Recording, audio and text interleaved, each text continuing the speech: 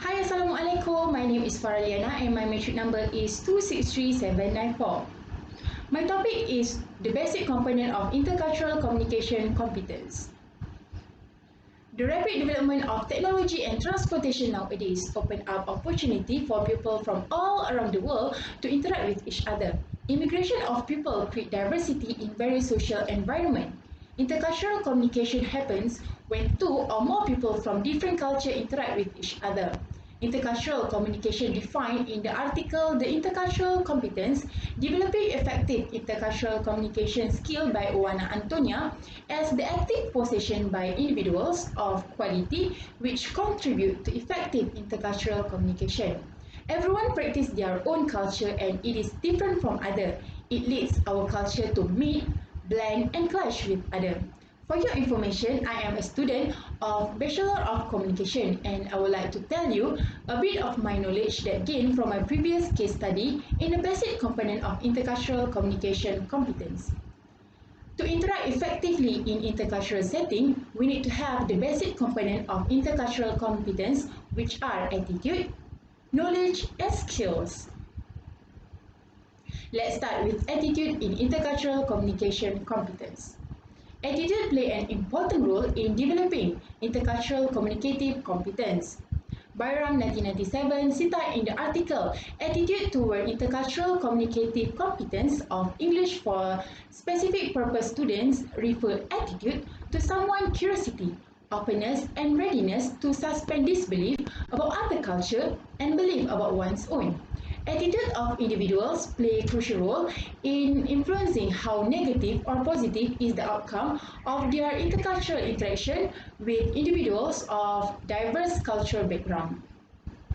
A study in the article Exploring Intercultural Competence Among Students in Malaysian Campus by researchers at University Utara Malaysia discussed the pyramid model of intercultural competence introduced by Dedov that explaining the requisite attitude in communicating intercultural. The element that has been specified in the model is respect. Respect is a way of treating and thinking about someone or something. It is important to respect other culture and valuing the cultural diversity to have intercultural communication competence. Next is openness. Openness is a tendency to accept new things that different from usual. We need to be open-minded in intercultural learning and to other from different culture. We also need to withhold our judgment toward differences that arise. Other than that is curiosity. Curiosity is a desire to learn and to know about something unfamiliar. It leads to tolerance toward ambiguity and uncertainty. Basically, attitude starts with ourselves. We shape our attitude to increase the effectiveness of intercultural communication competence. It develops and encourages ourselves on what we want and should do. For example, our personal desire to improve our communication abilities, show interest in intercultural interaction, and also makes effort to talk and understand others. The next basic component of intercultural communication competence is knowledge.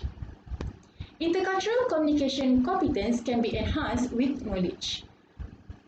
Pyramid model of intercultural competence in the article Exploring Intercultural Competence among students in Malaysian campus explains one knowledge is manifested through one's ability to acquire cultural self-awareness, social-linguistic awareness, and cultural-specific information.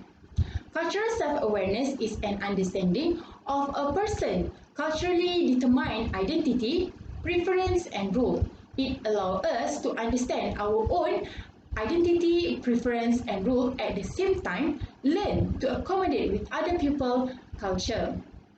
Social linguistics was defined as the relationship between culture and language, between language and society. Every culture has their own language and it is different from others based on our mother tongue. Cultural specific information create deep understanding and wide knowledge of the culture, including the context, role and impact of culture and other worldview. Knowledge Knowledge is broad and covers different aspects. An article on skillsunit.com states intercultural communication requires understanding of different culture have different custom, standard, social norm, and even pattern. First thing first, we need to acknowledge about what is culture. The general knowledge about culture is a key to start interact in intercultural setting. Other than that, we need to know the history other than value and social norm, which are prevalent in a particular society. It helps us to communicate in a specific culture. Knowledge shows us the cultural differences in intercultural setting that we must aware and pay close attention to. Every culture has their own language and practice. By having the knowledge about our culture and other culture, we can interact well because we are aware and can adapt with the differences. Let's continue with the final point, which is skill. Skill is required for effectiveness and increases of intercultural communication competence. A study in the article The Intercultural Competence Developing Effective Intercultural Communication Skill by A192 states the key solution and skill for efficient intercultural exchange. Skill is an actual performance of behavior. It implies in different types of ability. First is ability to grasp the diversity and globalization phenomena caused by the development of technology and transportation. Second is ability to identify the differences and similarities between culture to create a mutual understanding. Third is ability to differentiate between perception and reality to avoid barrier for intercultural communication such as stereotype, ethnocentrism, prejudice, and racism.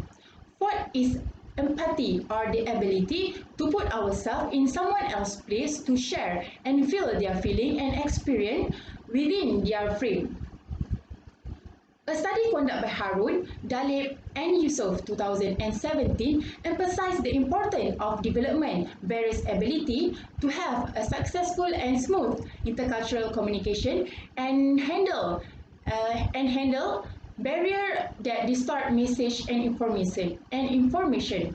For example, ability to listen attentively, observe, and interpret verbal and non-verbal communication. Also, ability to analyze, evaluate, and relate message and information. Skills are not given, but we sought for it.